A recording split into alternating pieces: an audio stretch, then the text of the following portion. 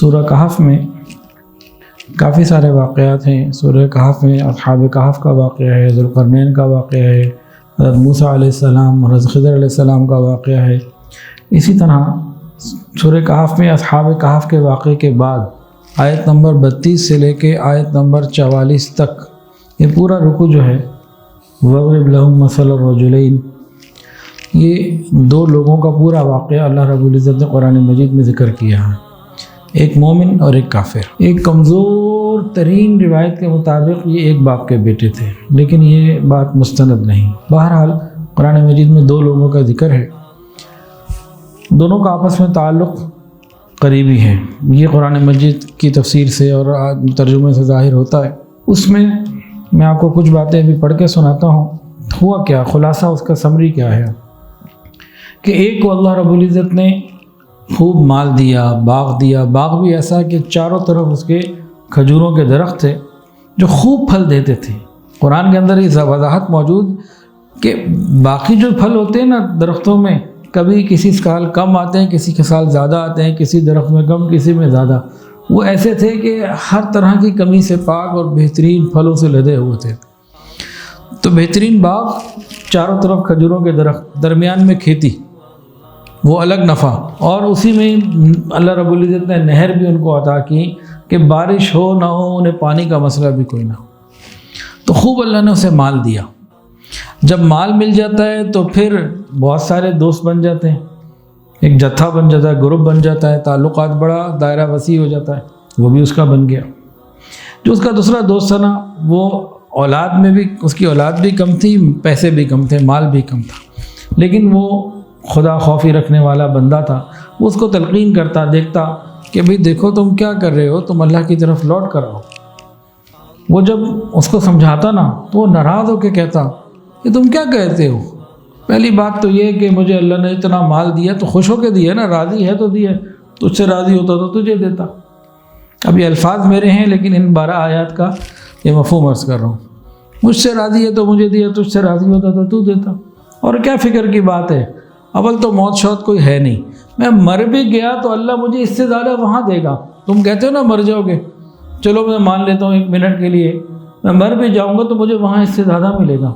اور یہ میرا باغ خراب ہونے والا نہیں ہے، یہ اتنا مال، اتنا شاندار انوائرمنٹ بنا ہوا، پھل بھی ہیں، کھیت بھی ہے، پانی بھی ہے، اور ہر چیز بے حساب وافر ہے، کون اس کو خراب کر سکتا ہے؟ لیکن وہ نیک آدمی اس کو سمجھاتا رہتا ہے کہ دنیا کا مال ہے، جب اللہ نے دیا ہے تو شکر ادا کرو۔ خیر وہ ان باتوں کا انکار کرتا رہتا، حتیٰ کہ اس نے اللہ رب العزت کا بھی انکار، پیدائش کا بھی انکار کیا۔ اس نے پھر سمجھایا کہ دیکھو اللہ نے تمہیں پہلے مٹی سے پیدا کیا، پھر تمہیں نطفے سے پیدا کیا، پھر انسان بنایا، پھر تمہیں جوان کیا، اتنی نعمتیں دی، سب اسی کا ہے، تم اسی کو انکار کرتے ہو۔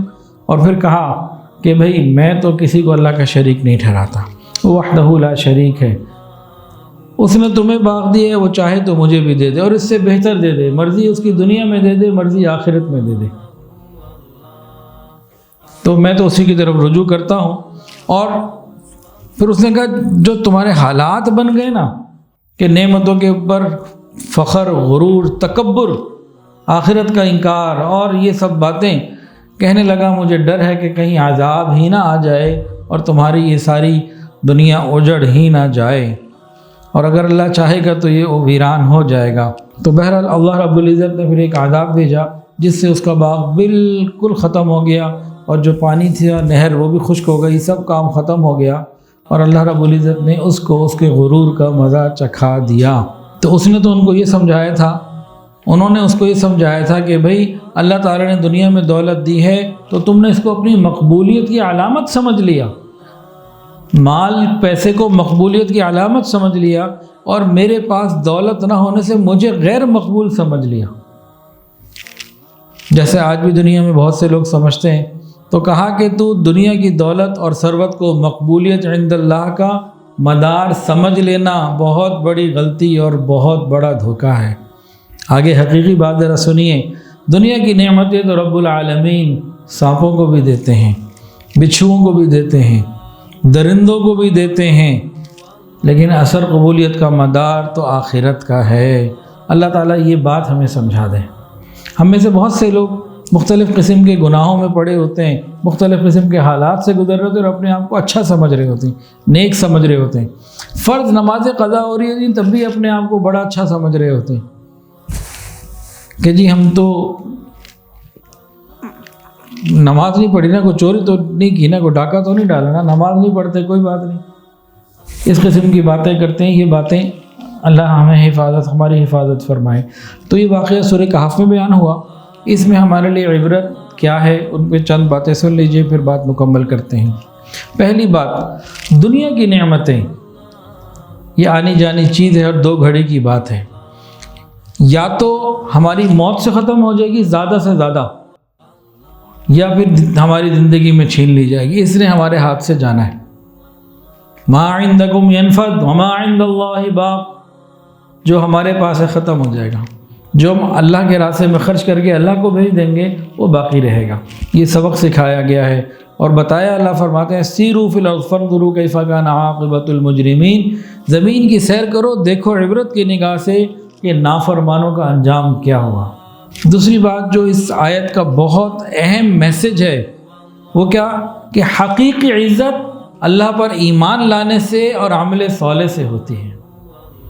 حقیقی عزت دو باتوں سے ہوتی ہے، اللہ تعالیٰ پر ایمان لانا اور عمل صالح۔ عمل صالح سے مراد اتباع سنت، یہ دو چیزیں سنتوں کا مدار ہیں، یہ دو چیزیں عزتوں کا مدار ہیں۔ حقیقی عزت اللہ پر ایمان لانے سے اور اتباع سنت سے ہوتی ہے۔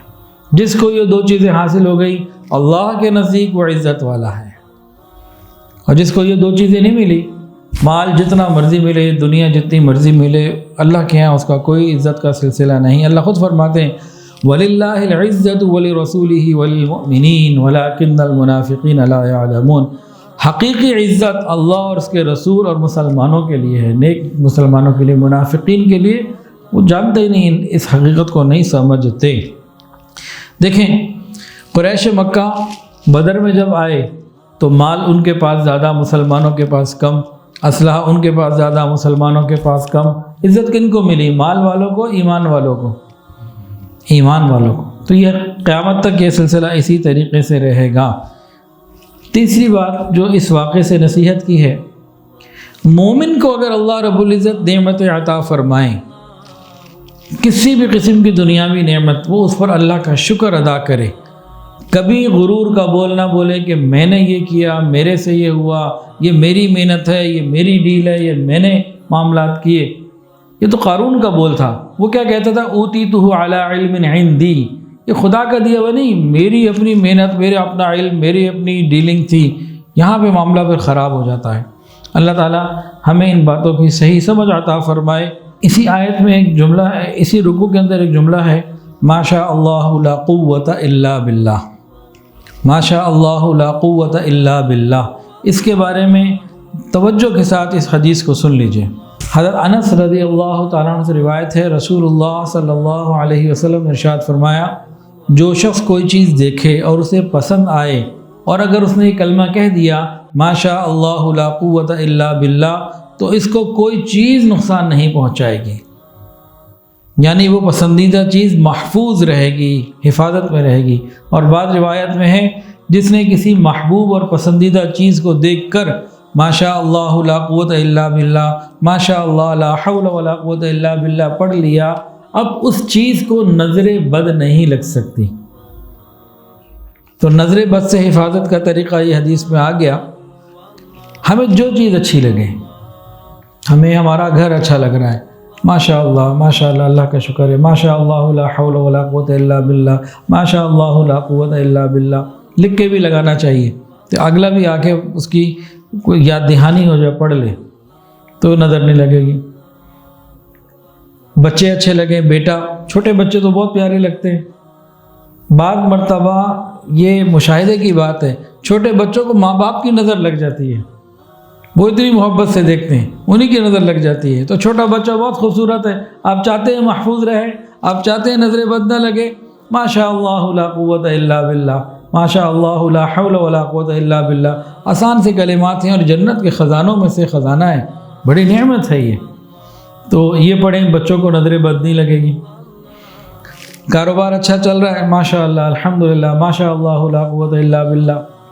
امتحانات میں اچھے نمبر آ گئے کسی کے ماشاء اللہ. کسی کی بیٹی کا اچھی جگہ رشتہ ہو گیا ماشاء اللہ لا قوت. اللہ کرنے والا ہے، جو اللہ چاہتا ہے وہ ہوتا ہے. اس کا مطلب بھی تو یہ نا کہ جیسے اللہ نے چاہا، جو کچھ ہمیں دیا وہ اللہ نے دیا. تو ماشاء اللہ لا حول ولا قوت الا باللہ، ماشاء اللہ لا قوت الا باللہ، یہ زندگی میں ہمارے اگر زبان پہ چڑھ جائے، اللہ کے میری زبان پہ بھی چڑھ جائے. اسی طرح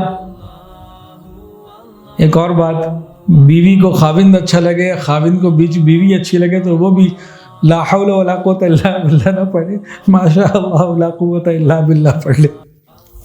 عام طور سے تو ایک دوسرے کو دیکھ کے شاید لا حول ولا قوت الا باللہ پڑھتے ہیں، لیکن جب بیوی اچھی لگے تو ماشاء اللہ لا قوت الا باللہ یہ پڑھے، نظر بد سے محفوظ. اور یہ اصول ہر چیز کا بنا لیں. عرب لوگ ان کی زبانوں پہ سبحان اللہ ماشاء اللہ الحمدللہ اتنا عام ہے کہ عام کثرت سے وہ اس کا استعمال کرتے ہیں. اللہ کرے مجھے اور آپ کو بھی اس کی توفیق مل جائے. وآخر دعوانا ان الحمدللہ رب العالمین. ویڈیو کے نیچے سبسکرائب کے بٹن پہ کلک کریں، بیل کے آئیکن پہ کلک کیجئے تاکہ ہر نئی ویڈیو کی نوٹیفیکیشن آپ کو مل جائے.